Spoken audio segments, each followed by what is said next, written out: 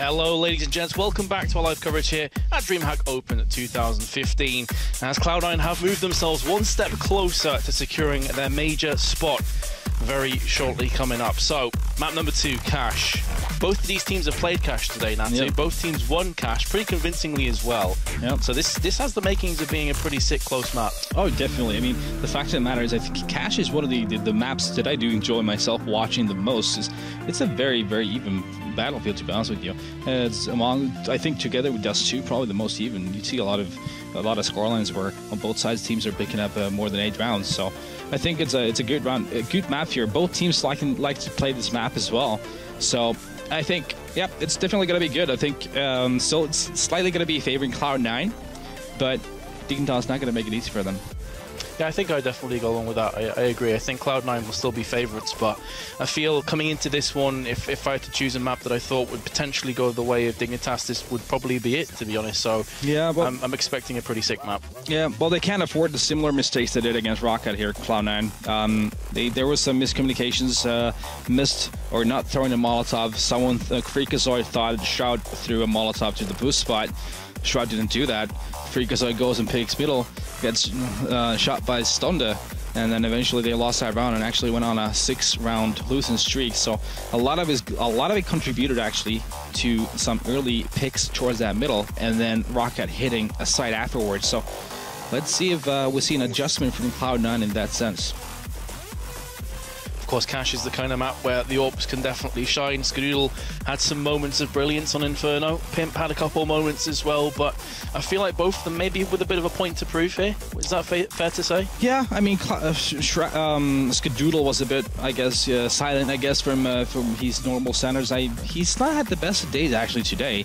But at the same time, we saw him being there at the crucial moment for Cloud9, making some crucial shots in that B banana on Inferno. So definitely this map here is an up playing field for sure. You can just go around everywhere on the map and just be in danger of those terrorists trying to make an execute. We also saw some of the riflers starting to step it up a few notches there as well in Inferno. Shroud had a couple of pretty big plays. MSL as well, you know, the early stages of Dignitas' comeback as they found themselves 8-0 behind on Inferno, bagged himself a couple of huge double and triple kills. So, you know, if these guys start to show up again, who knows? You know, Dignitas definitely could start to edge ahead. As I also agree with what you said as well, the Cash is a very even map in terms of, you know, it's not heavily favoured one way or the other. So even if you do have another horrendous start for Dignitas and they go like 7-0 behind, Cash is quite a forgiving map in that sense. You can still pull it back. Oh yeah, well, it's going to be interesting to see also what kind of a approach Cloud9 is going to bring to this map. Is it going to be the similar, very simple, fast-paced Counter-Strike on the T side as they showed on Inferno?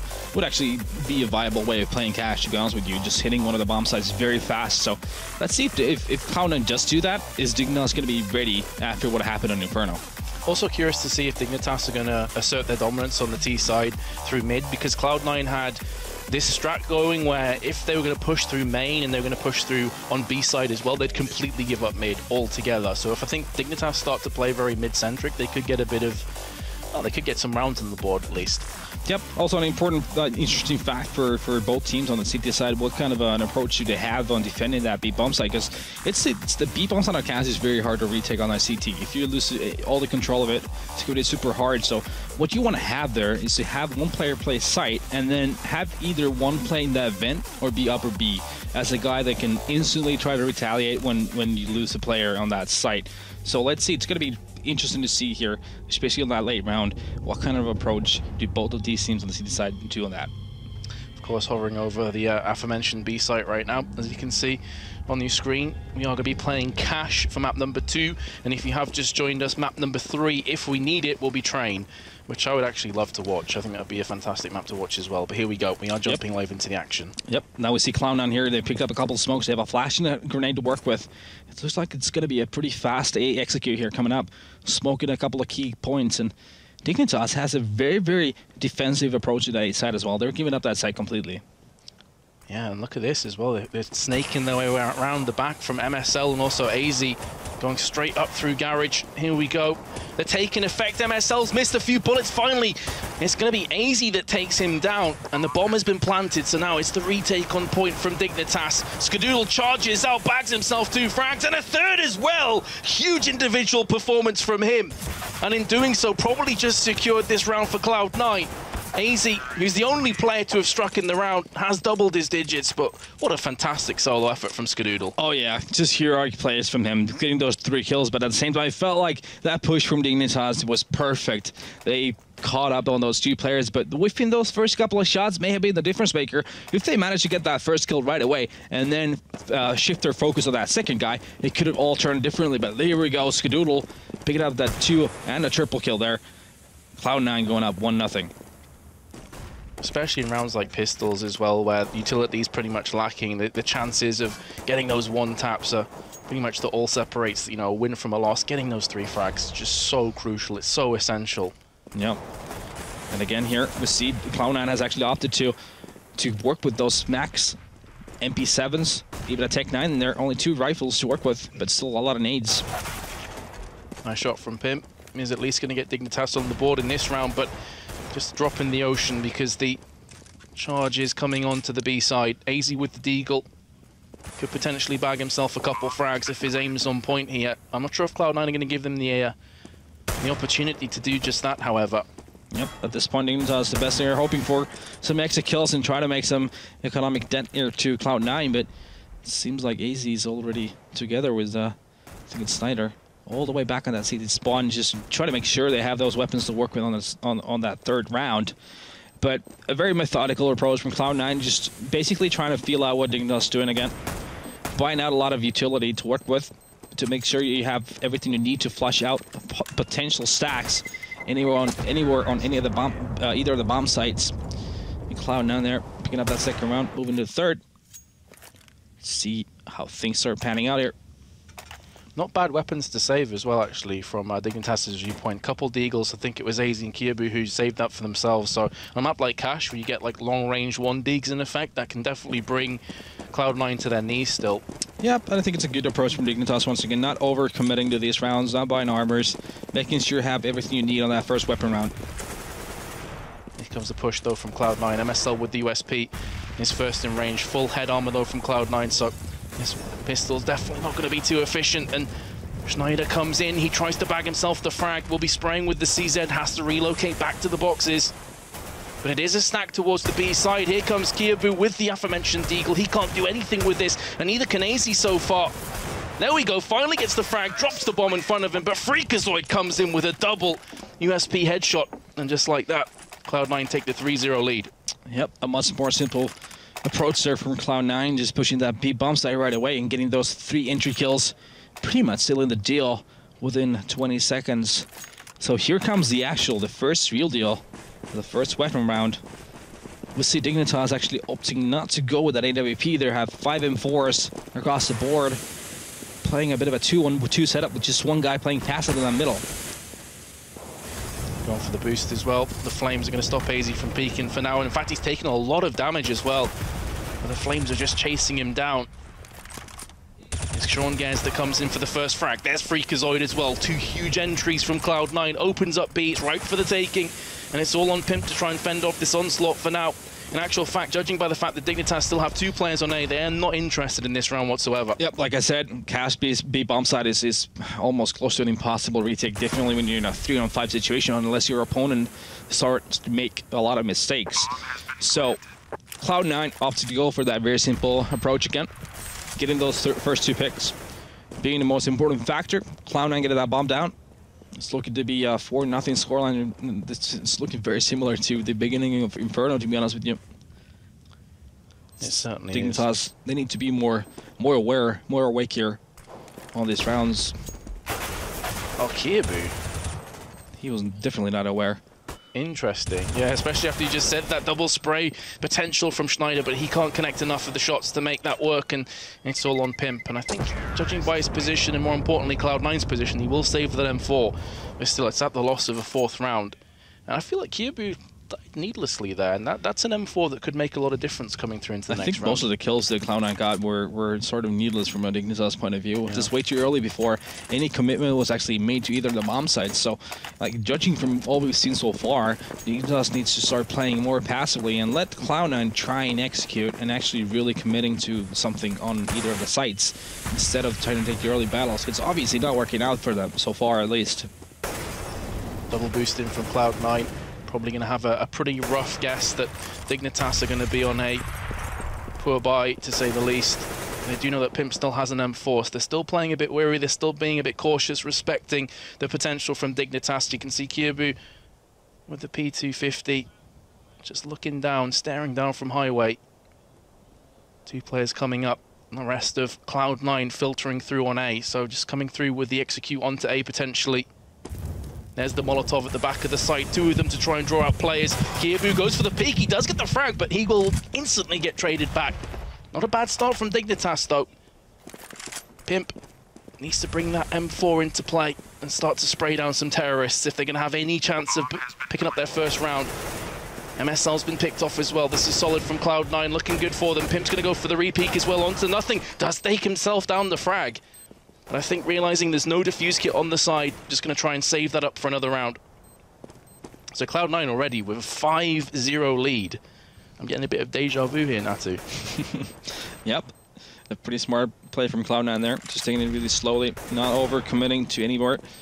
And using those Molotovs to flush out potential stacks, like we just mentioned before as well. Snyder here trying to get those kills. Just going down to Sean Gears though. But the good thing for Dignitas is Pimp manages to save this weapon potentially. I think he does, so that's a good thing going further. But yeah, so far it's been a rinse and repeat from that first map.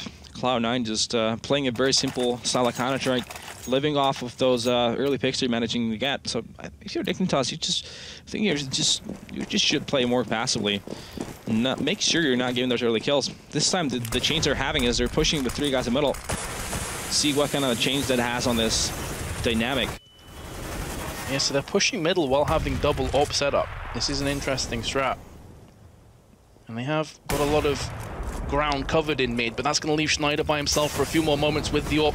There is at least a couple players coming up from highway, one of which is MSL, now residing behind the red container with the M4. They desperately need to start picking up rounds right here, right now. Kyobu jumping over, going to try and isolate off the terrorists and spray at them from the side. He misses his spray though. Sean Gears will punish him. And the second frag as well. It's all down to Pimp in a 1 versus 2. There's the first frag. This is such a crucial moment for Dignitas. You better believe Pimp knows it as well. Nothing, 25 HP, has the AK, spots him, and picks up the frag, and Cloud9 move to 6-0. That's gotta hurt. It really does. Snyder there actually did a great job of staying alive as long as he did. Being that scare there, even though he got 0 kills, he had a huge impact on that round, getting that close. He could have been over much quicker there. Kills just going back and forth, and Pim not managing to clutch that one. Nothing using that high ground in his advantage, even on low HP, managing to close it out. And you know, even though Dignitas made that difference and played that 3-1-3, it just didn't make a difference at all on that round. They committed so much funds as well with the double AWP. Yep. Well, they'd have to do that force buy. See how that works for them. Well, Cloud9 have taken casualties in the sense of Sean Gears' health bar down to 6. So very, very nearly dead, but still Cloud9 have consistently been getting the opening picks. They've been converting it into the bomb plants, and then from there on in it's been smooth sailing, so you couldn't even count them out just yet. MSL with an aggressive push here with the FAMAS. He gets picked off, and a second player as well. Nothing, just sprays down 2. And that, in turn, is B-site crumbling once again for Dignitas. Yep, Cloud9 not even having to actually execute and get on a strat there. Getting those early kills again. We see Dignitas trying to get those cheeky first kills, playing aggressive, and it's just not paying off for them at all. Let's see what Strata can pick off Kyobu as well, making it, well, impossible for Dignitas to do anything at this point. It's going to be a 5-on-2 situation, even though Sean Gears and Strata are really low. It's still going to be save time for Dignitas, and Cloud9 is going to be on the hunt, trying to get away those weapons that Dignitas is trying to save. May very well be successful as well. Schneider's giving his position away, obviously defending himself. Pimp, meanwhile, from quad is going to put down nothing. Still time to play with, though, for Cloud9. They can push in if they want to. It's timeout time for Dignitas at this point. Yeah, I agree. They need to get and try and stop this ball from rolling any further at this point. I mean, like I pointed out, they've just been getting picked apart early on. Here we see nothing with these 2 kills. That second one being, well, through that smoke there, opening that B bomb side totally on his own before they even had to really do anything. Nothing getting those kills. So, Dignitas, you need to play more passively and let Cloud9 try to run in and do some kind of execution and taking that fight at that point instead of trying to force that first pick. Obviously not working for them. Here we see again, Dignitas playing that early aggression on that middle. Him getting roasted. That Molotov. To death. Yeah, the barbecue is in. And also that double spray down was so smart from nothing, realizing the second player could push in. That being said, here we go, there's more smoke down. Kiabu is going to try and relocate, make sure the angle's as good as possible, but Cloud9 are just putting down the hammer. Wow, it's more like a Plow9 right now. It really it's going is. left and right. Dignitas having no answers to anything. I think that was a key where Pimp died in that aggressive positioning in middle. Cloud9 was aware of that aggressiveness as AZ picks out Freakazoid, giving a bit of an economic down to Cloud9 there, not making a huge difference in anything really. And now we see Dignitas actually making that pause.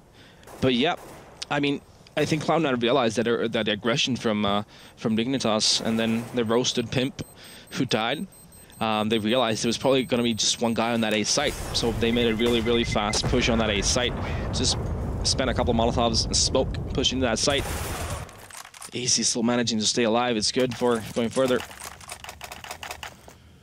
I think this is almost an identical time to when they called the timeout in the first map as well. I think it's a round later, but pretty much the same, yep.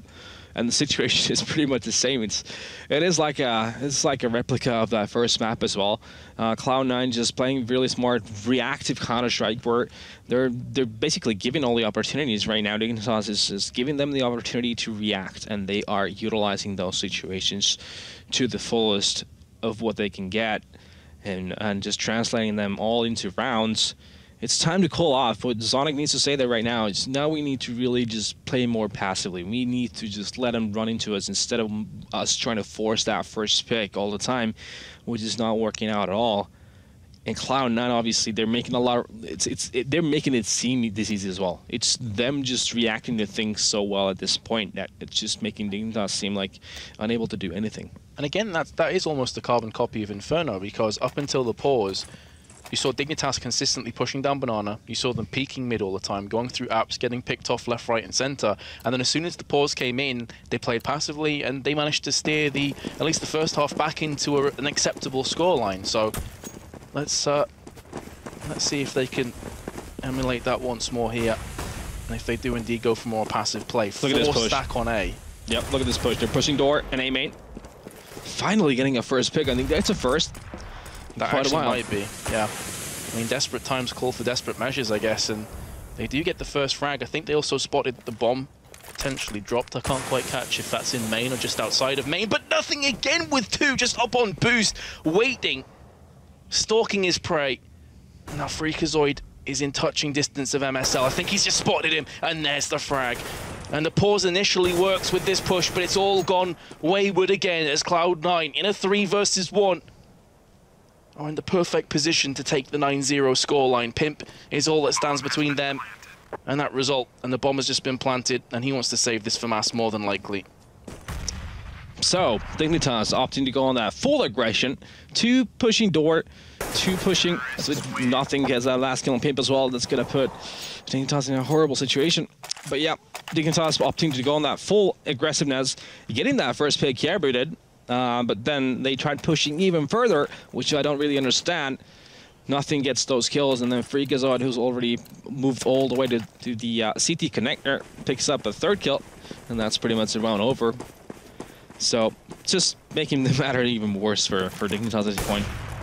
I feel like they almost got baited in by the bomb being dropped. Yeah. It's like, we have to control the bomb, guys, but in doing so... You don't really have to you make yourself vulnerable. Exactly. And that's where we saw Nothing strike with 2 frags, and also a pretty sick last frag as well from him. He's definitely feeling it right now. As it stands, Dignitas are on the receiving end of a battering. MSL has once again given the Danes the momentary advantage, but it's being answered back from Skadoodle, who hasn't really had to do too much in this map so far. There's Schneider jumping down, first frag, looking for a second. Gonna have to switch across to his sidearm. Does finally get the frag for himself, and maybe this is where Dignitas finally back on the board once more. Sean Guess has to push in. He's been flashed, he's been fragged, and there we go. Now, if Dignitas can pull this back, I know this is a lot of maybes, ifs, and buts, but if they can get this back to 9-6, yep, I feel they've still got a fighting chance. That is a workable situation on Cash, definitely. So we see here Snyder jumping in from that vent, getting that pick on Shroud, and then Skadoodle to end with, but MSL getting that first kill, obviously, just stopping that push, and then having that second guy rotate from through upper B, and getting a kill as well, even though he got traded. But still, that really stopped that push. And now we saw Dignitas playing the site, making sure Cloud9 has to commit before there's any kills traded. And it actually worked for Dignitas, so. Aggression again, just paying out for Schneider. 2 frags for him. Kiebu has been fragged, and Schneider just jumps across for his third.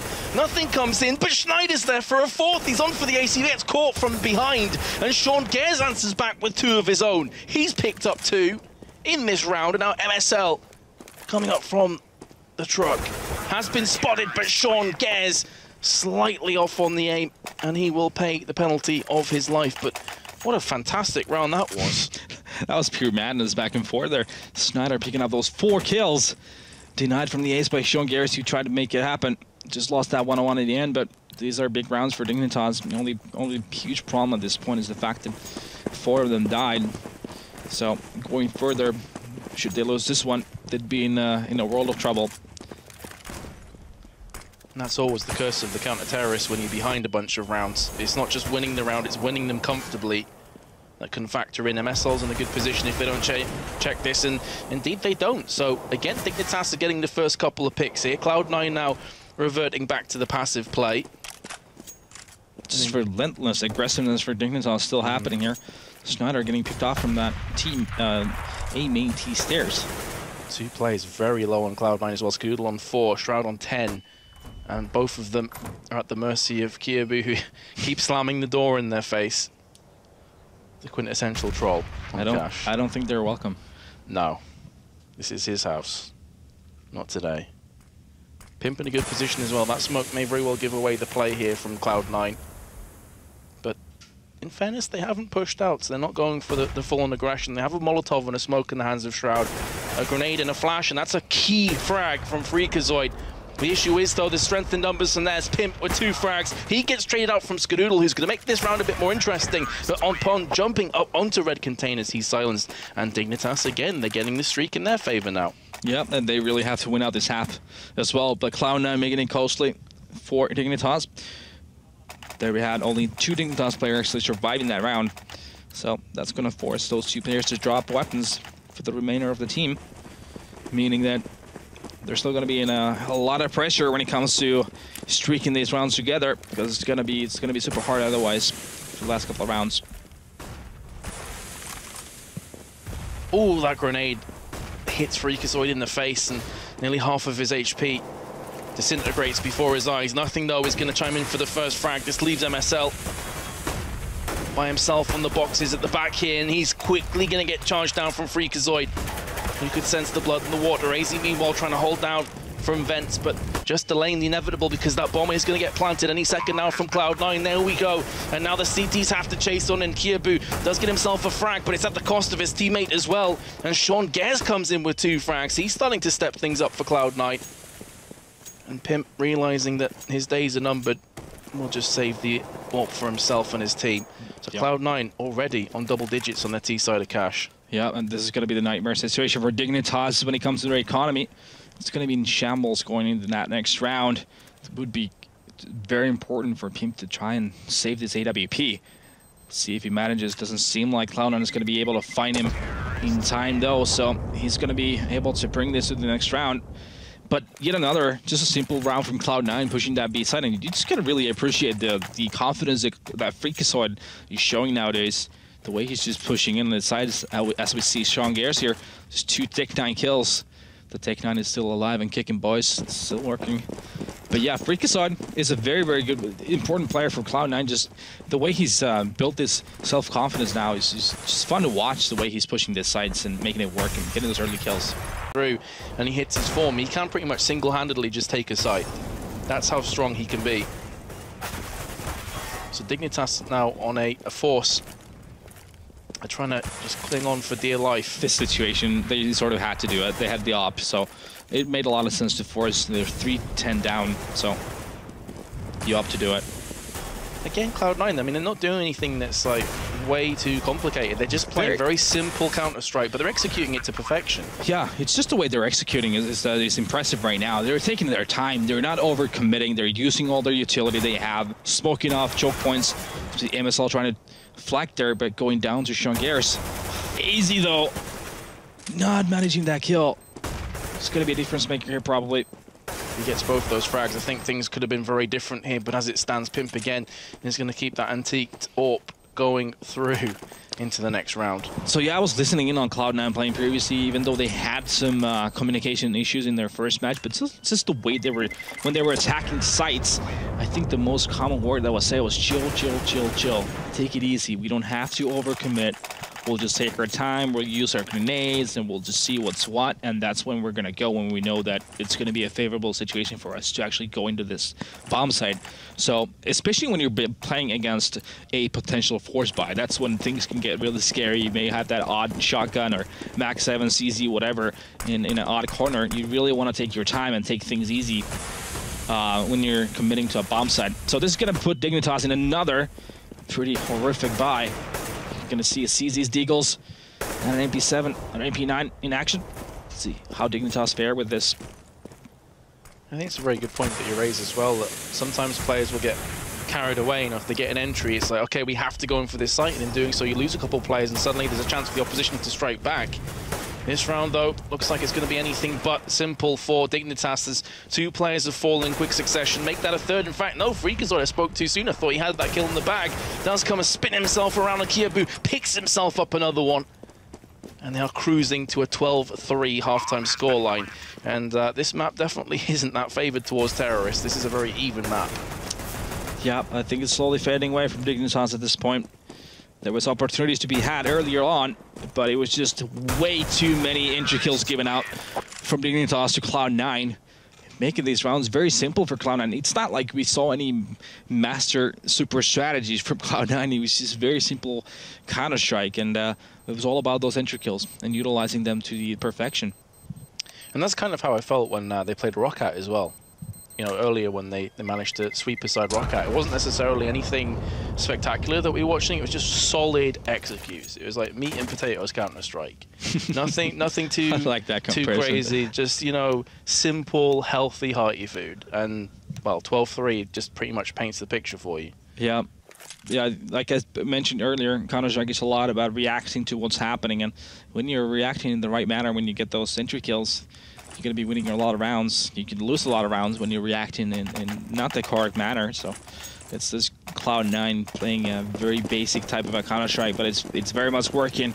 It's obvious to say that Dignitas really has to win this pistol round here, and they're opting for some kind of a set play here. Have a Molotov smoke. Let's see what happens. I like the idea from Dignitas very quickly, just briskly moving through mid, and the fact that Schneider also gets the frag. Of course, he was the one player that was boosting everyone up. The good guy Schneider with the teamwork also bags himself a frag. MSL's going to drop down, and there again is the Zeus. And it is nothing. He seems to love that change. All you hear is a little scream from the character. You know what just happened. Skadoodle, meanwhile, has picked himself up a frag. He's looking for a second one as well, tapping across with the USP. The flashbang stops him for now, but that's going to give him a chance to finish off his reload animation. The grenade lands by his feet. That will silence him. This is a crucial round for Dignitas if they want to keep themselves in this best of three. If they lose this, I think it's almost a foot out of the race. But Sean Gez is there. Kiabu against Sean, who's going to come out ahead. There's no defuse kit on Sean Gez just yet, but I believe one may be quite close to one. The grab at Kiabu with the headshot will give Dignitas the second pistol round and gives them a very small glimmer of hope. Yeah, a very back and forth round there. Dignitas doing that A split there through that connector and A main. Coming down to a one-on-one here, we see nothing with another Zeus kill. I think they're trying to go for that stat win on Zeus kills. I'm pretty sure. I believe that's the third that nothing's got, and I think Freakazoid has himself one or two as well. But a smart move from, I think it's a smart move from Cloud9 to another Zeus into town. Wow. Smart move from Cloud9 not to overcommit on this second round either, even though you're up this much. Okay, I'm just gonna end it there. What could he do? I mean, the thing is, he's got himself not only the Zeus kill, but then picks up the Mach 10, silences another Dignitas player. This smoke has completely stopped them from pushing in as well. The flashbang comes in, and now it's a 3-on-3. You feel that maybe order has been somewhat restored for Dignitas, but then AC's down to 10, so he's only a bullet away from death himself. Same could be said for Freakazoid, who just ate that grenade big time. It landed right next to him. He does get put out of his misery by Kiabu. Meanwhile, Schneider in the vents gets picked off from Skadoodle, who then bags himself the Galil. So what a strange round of Counter-Strike this has been, and there's still 45 seconds potentially of action coming up, but looks like Dignitas are going for the jugular. They've had enough of this messing around. Kiabu goes in, gets himself the frag. There's AZ as well. And Dignitas do lose 3 weapons though, so that was costly. Oh yeah, and the Cloud9 not even investing a lot of money. It's basically just nothing. Using that Zeus and the Mac Daddy he picked up and getting those kills and giving that opportunity for Cloud9 to try and pick up that round. But yeah, it definitely made it super costly. Let's see what Cloud9 actually opts here to do when it comes to the purchase. Guessing they're just going to go for a second save. Yep, it's a smart move. They have triple nades as well. Let's see how they utilize those. And surprise, surprise, nothing has a Zeus again. Who would have guessed? Tapping across with the Galila Schneider. The first frag comes through with Skadoodle though, and they have a very one-dimensional push here from the side of Dignitas. They've all gone through on the T side. And in doing so, that could leave them a bit vulnerable to the vent player. Nothing on the ledge, nearly bags himself another one. That would have been beautiful, to be fair to him, but instead he falls down. And you know what, I'm just curious now, is the meta going to shift a tiny bit where terrorists will be forced to get more Molotovs to throw in these kind of corners in ecos? Oh my, I mean, yeah, well, it was before as well, since CZs are pistols in general, and shotguns are very viable. So yeah, you want to have those Molotovs to work with, and Molotov those corners that you've seen C9 utilize definitely there. But just smart plays from Dignitas actually, not overcommitting that, being bounce-side and rotating to middle. Just took them out of trouble, basically. I think it could have become really scrappy for Dignitas had they just run into B. So, first weapon right actually here. See what happens. Double off time for Cloud9 right off the bat. Yeah, nothing and Skadoodle both bagging themselves the AWP. Both have Kevlar as well, so gonna be powerful till the end. But it's MSL who just charges straight in. They don't check quad, and that's going to be to their detriment. 3 quick-fire frags. Freakazoid with 2 of them. Schneider does answer back in kind. 2 players remaining for Dignitas. They've picked themselves up 2 AWPs now. And will be looking to return the favor. But there is nothing. He chimes in. It's all on Pimp. He's been flashbanged. He's going to go for that repeat. Narrowly misses out on the shot. And he's about to get encircled from CT players. He's been dinked down to 4 HP. He still peeks and gets finished off from nothing. And that could be the last blow maybe to Dignitas. Well, a very straight up play from Dignitas there. An A execution right off the pad. Freakazoid obviously being the big factor there. Playing on that upper platform, getting 2 picks, and Skadoodle chiming in as well. Make it into a 2-on-4 situation in favor of Cloud9.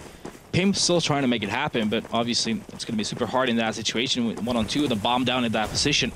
But that's going to take Cloud9 3 rounds away from winning that series and basically qualifying for the major.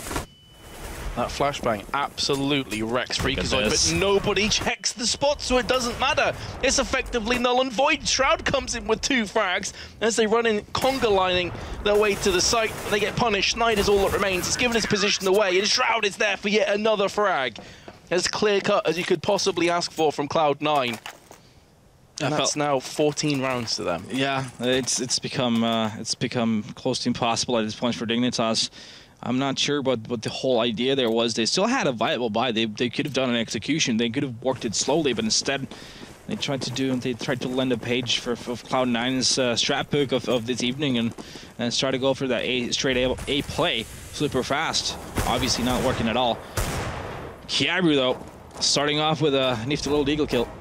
Very nicely done. It's a forced buy situation for Dignitas.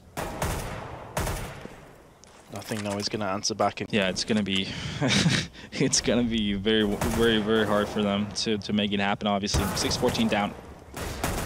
Well, Schneider is going to try and breathe newfound life into Dignitas's bones and maybe keep them going forward. That pop flash from Freakazoid is going to come in. There's the first frag. He does a lot of damage to Schneider as well, who just about survives with 2 HP. Meanwhile, nothing's going to peek through mid, catches a glimpse of Pimp, but unable to connect the shot. That will keep Pimp alive for a few more seconds. He's been tagged down to 7 as well. Freakazoid's in a great position to fend off this initial push. There's the first frag. He's going to be chased down by the second player, who is MSL. 35 seconds now left, and it is all on MSL. He's pushing onto the site. The flashbang forces Skadoodle to relocate to the back of the site itself. And in doing so, MSL's able to get himself some ground on the board. He spots the player, doesn't land any of the spray whatsoever, and in doing so now, he's down to 11 HP. 18 seconds. He has control of the bomb, but of course, as soon as he goes to plant, he's more than likely going to get shut down. In fact, it's just Nothing who drives by with the P2000. And now, Dignitas. I mean, do they have a hope? Do they, Natu? No, not really. I think it's too far gone at this point. I want to believe. I want to be a believer.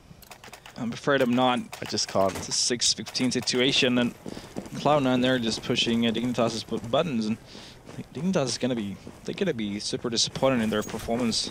Today as well, Dignitas have started with like a 6 or 7 round deficit. Yep. Just out of nowhere, like very slow starting. That's something they've got to fix going through into the future, because you can see the kind of effect it has on you.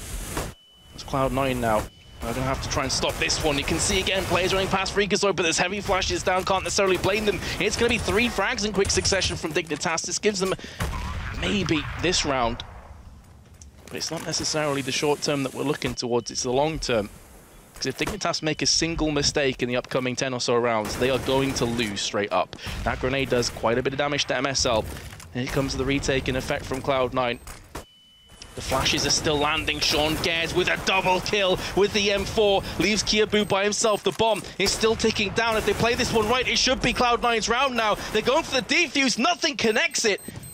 He's just about got enough time as well. Cloud9 will pick up the map, and indeed the best of 3. And they've just qualified for the major as well. In what a fashion as well. I mean, they were just dominating. You just gotta hand it to them. Obviously, getting those early advantages, being up 7 and 8-0 on both maps is huge. And what it came out of was just very simple Counter-Strike. It's not like they had to do anything weird. They were just playing by their first picks that they managed to get round after round after round. And Dignitas just wasn't able to. They were just not able to adjust their gameplay. It's really difficult to look at that and analyze it, really, because, as you say, it was simple CS, it was effective CS, the better team won. I don't think there's any doubting that one. But we are going to throw it back to the studio, guys. That's it done for this best of 3. We have one more best of 3 coming up. Take it away. Yeah, impressive stuff. Cloud9, they now make it through, and how fitting that they're the first team to do so, because quite frankly, a lot of people were surprised they didn't already qualify by making it into the playoffs at the last major, but fitting fashion, they do it, not dropping a single map today. DDK, impressive starts on both. Yeah, I mean, when we saw the performance at the start of the day, it's like, okay, what's going on here? Cloud9 won the king form that we're used to seeing them in. Obviously, they really turned it on for Dignitas. They gave them a lot of respect. And most notably, they were winning so heavily on the T sides. And Dignitas and Danish teams in particular have always been great at CT sides. They've got a lot of aim. They've got a lot of understanding of how the game works. But that, to me, really suggested that Cloud9 were just in the kind of like form that we expect to see when they're getting like really deep runs of tournaments. Like their last tournament win was against TSM. They played out of their minds, and we started to see the real reflection of that. So it's nice to see that the balance has been restored. Yeah, I mean, it is impressive stuff, and it looked a little bit slow, to be honest, in the first game this morning when they did play against Rocket. But we'll get back to this conversation. A lot to talk about, including Zeus kills. But first and foremost, we do have the interview standing by with Jordan Nothing Gilbert. Hey, thanks, Matt. Appreciate it. Hey, I like that. We got you doing the segue. That's fantastic. Firstly, though, commiserations to Dignitas. Great team. I think a lot of potential with the new lineup with Schneider and stuff. But on the flip side, congratulations to you. Thank you. Appreciate it. Yeah, so C9 now qualified for the major. That must be awesome. Yeah, it's nice. You know, Dignitas is a good team, so we're happy to be able to go beat them 2-0. Okay, so let's talk about the match a bit. Inferno, you start, well, both maps, actually, you start off insanely strong on both T sides. I think the first one was 7-0, and then on Cash it was 9-0. Yeah, I mean, I can't act like we did anything super special. We kind of just had a quicker pace. Got the pistol rounds help a lot. And then on Inferno, that first wrap round we won where we kind of got into a pinch at wrap and everything got smoked off and we were somehow able to get out of it. That was a big round to establish it. And then you saw they had to take that pause, 7th round Inferno. And so put them on their heels quick. And yeah, we did a good job. Kudos to Sean and the boys for closing rounds out. Is there anything that you're doing in particular on your pistol rounds that's giving you this consistency for winning them? Not necessarily, because I don't know if consistency is the right word for our pistol rounds over the last couple months, but this event we got the pistol rounds, and it shows how much it helps any team in CSGO economically, especially a caller like Sean. Sean calls really well when we have our economy on T side especially, so yeah. And something quite similar to pistols, but a slightly weirder version than a pistol is the Zeus. We've seen a bunch of Zeus play going on. What's your opinion on the weapon, and how did you decide to suddenly start using it as a team? And was it talked about, or was it more spontaneous? Well, in a lot of situations, it doesn't really hurt the economy to spend $100. And when teams are throwing smokes and they're jumping through smokes, or there's any tight corridor, you can get Zeus kills. You saw that one play where I was above the guys. If I was actually just a little bit more patient, dropped and ran behind them, I probably would have got one. And I don't know about the second, but same happened in our Dust 2 game earlier today versus Mixcat. I think Sean, they stopped a B rush when we were CT side, and if I was with Sean, we'd probably get 2 Zeus kills and maybe a 3rd kill based off the pickup. So it's just something that it's an instant kill. It's like a mobile op, you know, and it's pretty funny, and yeah, it's useful. Well, I'm sure the fact that it's been reduced to $100 plays into that slightly. I mean, yeah, definitely. Like I said, economically, most times it doesn't matter to pick one up, especially on pistol round. When you buy armor as like a CT or T, if that $100 left, why not? And for that reason, do you think potentially it could do with a nerf? Because you're paying it, you're paying for it for very little consequence, even if you die without making a kill. Yeah, that's kind of the game Valve's plays. Then they introduce something new, so I wouldn't be surprised if in a couple months I saw them increase the price to 200, so you couldn't get it on pistols or something. But yeah, I'm gonna keep. I have some more tricks up our sleeve we haven't showed yet for the Zeus rounds. All right, so I guess we'll have to wait for them. And will we be able to see some of that at the major? Definitely, yeah, definitely. We look forward to it. I think next event's Australia and then the major. So we got to hide it in Australia, prioritize the major here. But yeah. I didn't know you were heading over to Australia, so Melbourne, okay. Yeah. Well, good luck for that. And then final question then, going into the major. You must be, of course, like as we already established, excited, but are you now, like, what's the practice schedule? What are you going to be doing going forwards to practice as a team and really, like, make yourselves the strongest possible C9 that you can be? Well, there's a lot of debate on how teams like to get ready for tournaments. There's a team like Fnatic who prefers not to even have a boot camp and play at home. And then, you know, our team in the past is known to boot camp the 9 days up or a week up to event. We might try to mix it up this time to make sure we're not burnt out at the tournament. But we definitely have some things to freshen up on our CT sides. We didn't have time to implement all of them, and we didn't even play all the maps we fixed some of our CT sides on. So the major is going to be hard to tell. It's an awesome event. We're always excited to play it. I think we're going to just try a little bit different approach to our preparation this time, and I guess I'll tell you guys more at the major. Well, it sounds absolutely awesome. Good to speak to you again. Congratulations to you. Congratulations to your team. And any final words, or is that it? No, yeah, thanks to DreamHack and Open and Paula, my boy, and Mark, and you know all the guys on the table. We look forward to the major, and yeah, if you want to know more about Cloud9, head to our website, cloud9.gg. All right, well, we're going to head back over to the desk, and there we have it. Our first qualifiers from this DreamHack Stockholm is Cloud9. Definitely personality on that team. But Paula touched on exactly where I wanted to go, the Zeus topic. We've got a collection of Zeus kills from this series, but it's now a part of the meta, being only $100. And I think it might have been you, Yanko, or maybe it was Paula that asked, should it be removed from the game entirely? I don't necessarily agree with that, but definitely a price increase has to be considered. I don't know if you guys agree. Well, you know, I mean, you come from COD, so what can we expect? Okay. Oh, yes. Thanks, Semler. We were having a serious panel. I don't know who invited you this weekend. Well, you know, Thorin isn't here, so I gotta try and help him out a little bit, you know, in spirit. It's fine. It's fine. We're just not going to invite you back. This is my couch, Semler. I can do what I want. Oh, okay. You're not passing the casting test on my couch. So, Dan, how do you think about all this? I don't agree with it because, generally speaking, for me, like a good principle when it comes to like the game design with like competitive esports, I feel like you should always maintain the integrity of the skill ceiling. Like you can make changes. It is, of course, like my opinion. You can make changes which impact the skill ceiling by raising it or creating like variables within it. But if you ever like are decreasing options or decreasing the skill ceiling anyway, then I think that's bad. And I feel like that's what the Zeus actually does, because from the same range, you could use a pistol which is like less cost efficient, because $100 for a kill, that's pretty cost efficient. So I think that's the main thing here, and it's, you know, I'm glad that you mentioned pistols, because, you know, for all of the time that we spent railing against how lethal the pistols are at a certain range, P250, Tech 9, 5.7, I mean, it's just it seems ridiculous that you can walk up for a $100 investment and remove somebody from the map who has made a $4,800 investment at least, right? Yeah. Like it's I don't, you know, that's the thing. That's how shocking it is that this would even, you know, be envisioned, right? It's just it's absolutely ridiculous that this would even make it into the game or make it past testing, right? Yeah. Okay. Thanks, Dan. But to me, it's just it just completely defaces, you know, what we're all about here. And I agree with all these points. And we did see on the first one there, though, the Zeus kill came out and he didn't have time to redraw the pistol, which then got him killed. We saw it as well at London. We've seen more Zeus kills here than in London, but we saw a lot of people trying it and at a consequence of putting themselves, you remember the envious pistol round on Mirage where standing, okay, that one was a little bit silly. They had a big lead, but the point is people are putting themselves in awkward positions. Is there any benefit to it at all? Is there any... Well, think about it. On a pistol round, right? Now, instead of buying a decoy nade, which is virtually useless, I mean, nobody gets caught by a decoy decoy fake anymore. You know, you're not going to think that's a flash nade. So it's literally useless to have a decoy nade.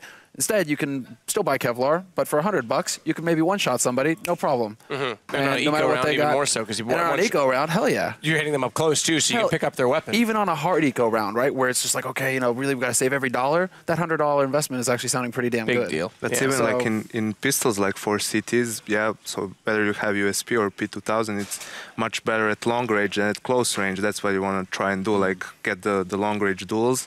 So when you're like, even if you're out of ammo, close range, Glocks are rushing, you just pull out a Zeus, take one guy with you. Like, but you just hit it on the head, right? You know, it's like the USP P2K, you're supposed to be able to take those long range fights. The Glock up close is supposed to be the danger, and now all of a sudden the CTs for $100 it gives you an alternative.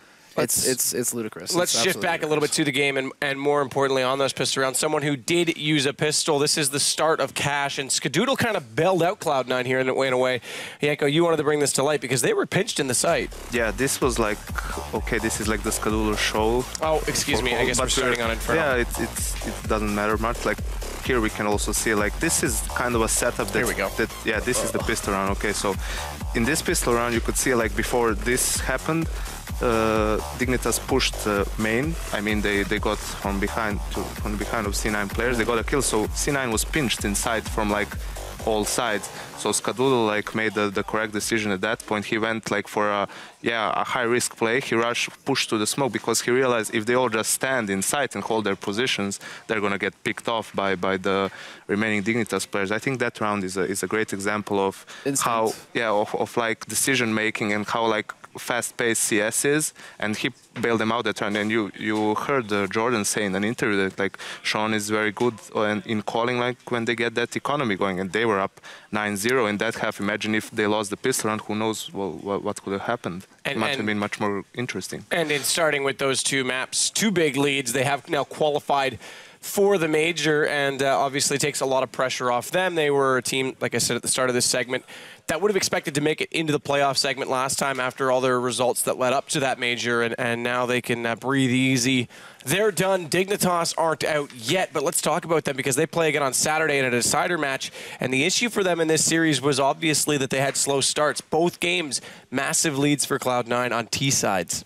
Yeah, you simply cannot expect to win a game against a team like Cloud9 if you lose both pistols and the follow-up rounds. So if you're down 6-0 at the start of both halves, like combined, they were even down 8-0 as CT on Inferno, 9-0 as CT on Cash. So that's I mean, the good part is that now they have 3 days of boot camping here at the hotel, so they have time to fix those little issues. They'll also know who they're playing against, like after this match, so they definitely have a chance to fix those up. As for the match against C9, it was pretty straightforward, like all the way, as the guys casting mentioned, like there's nothing you can do at that point with such weak city halves. And to take it even further, they also had a slow start on the same map on Inferno against Immunity. Similar though, from your point of view, Dignitas moving forward, how again, they've got to dodge a bullet now because this is another situation where they are going to be playing an elimination decider match on Saturday after not making majors leading up to this.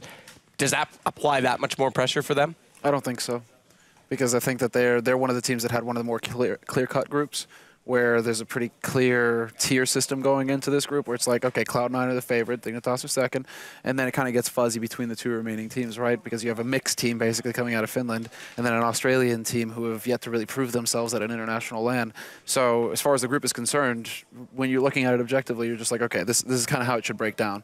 And a team with Dignitas' experience in international lands, even with the recent roster change in Schneider, they shouldn't fall to any of the teams that are still left here in this group. This should be one of the more clear-cut matches that we will get Saturday, at least as far as I'm concerned. I mean, there's always upset potential. That's the beauty of CS or any competitive game, but really, like, the odds of that happening should be astronomically high.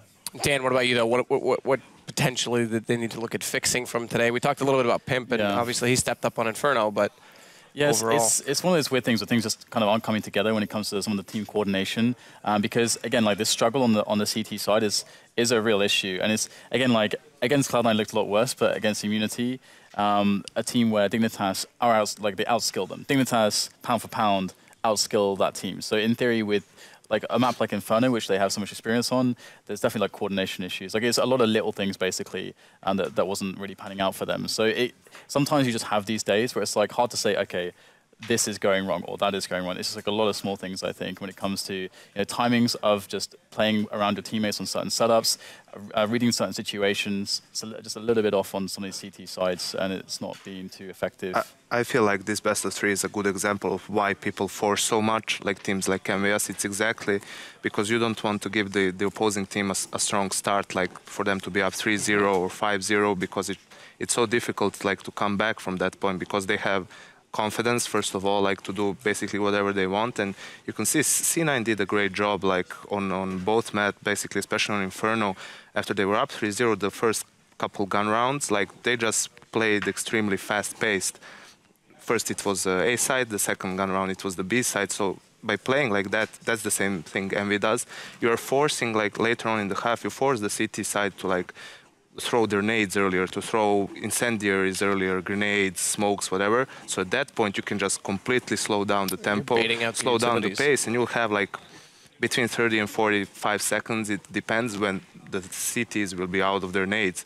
And at that point, you can do a different type of an execute, and you can mix stuff up. And that's like exactly why you want to don't want to allow the T's to have a good start. That's actually a really, really important note, because we do talk about Inferno being one of the maps that the choke points rely on those smokes and Molotovs, and when they're gone, I mean, we look at teams like Envy and even Luminosity, who are really good T-side about, like, all right, let's push a little bit, back off, smokes down, Molotov's gone, let's go. Over the skybox into B. I mean, that's a really, really good point as well, and hats off to you for noticing it first off, but also, is that something I know Dignitas... a couple of things, Matt. Do you? Oh, I'm not here because of my looks, you know. Really? Well, thank God, because it barely got you here in the first place, Yanko. Oh, okay. Wow. I like it. He's warming up to this. He's getting there. But Dan, for you, I mean, from that perspective, switching that around to the other foot, is that something Dignitas need to be more aware of, or? I'm showing self-restraint. I'm pretty proud of myself right now. Yeah. How you? Do it, Semler. Come I was about to say with that suit, you don't have anything going for you either. All right, okay. that's fun. That's fun. That's fun. Yeah, I mean, I'm going to build off I'm still working of, on your look. Well, eventually I'll perfect it, and then you won't be able to talk. You'll just be making fun of yourself, Semler. Hey guys, we're caught in the middle here. Yeah, you like guys got to save some of this. We need we're going to be doing this like 4 more days. So Yeah, exactly. we got to save After this man. weekend with London, I mean, everything is good. Yeah, exactly. Survive for it. Like, There's no rules. But yeah, like this is like a really good point, because when you look at the two sides contrasting, CT and T side, like some teams, you have this like thing with mixes, right? Where mixes will definitely find the T side easier because okay, we can kind of use our individual skill to just go around and create openings and so on. But then it tends to like fall apart a little bit against really good CT sides and in the high level. But what we had here is like two different situations for Dignitas, because of course they are already a top level side. They had this issue similar to the mixed problem but for a different reason. Like they're a very well coordinated team, and it's very different to an actual plans which you've rehearsed and like everybody knows on on the team, okay, if you have like these checklists, basically, like, okay, if this happens, we do this. If this happens, we do this. If we get this information, we do this. This is our game plan. We can push it onto the opponents. So that like is kind of can be easier if your team is actually off on hitting their shots, because you always like are moving and doing stuff. But if with the CT side, because it's more defensive, more reactive, if you're kind of just a little bit off when it comes to the individual skill, like there's less to back you up. I feel like that can be harder if you're off your game playing the CT side. So I mean that's like just a theory that I have on one of the reasons why they're struggling. But yeah, I still have no doubts they're going to make it through. I said it was set in the stars. I think it's written in stone. I think it's been prophesized. I think it's happening. So is it? All right, well, yeah. Let's see. But first and foremost, Cloud9 are the first team to make it through. We do have one more match tonight. It is an elimination match. Our first team will be dead and gone, and the winner will play Dignitas, like you said. And that is going to be the mixed team, Mixcat, now Rocat, and, of course, Dignitas, or rather, excuse me, Immunity, who did lose to Dignitas to get dropped down into that game. We'll get to that in a minute. We are going to take a break, but first thoughts heading into that game. Well, I believe it's going to be really interesting since both teams have similar map pools. Like Immunity prefers classic maps, Rocket as well being a mixed team. I'd like just to point out that if Immunity plays individually like they played on Cash, they definitely need to step up. All right, well, as we see, teams are getting ready. A little highlight back there from Pimp. We are going to jump to the break right now, and when we come back, it's going to be about 10 after 9. We'll start the next best of 3. We'll see you then.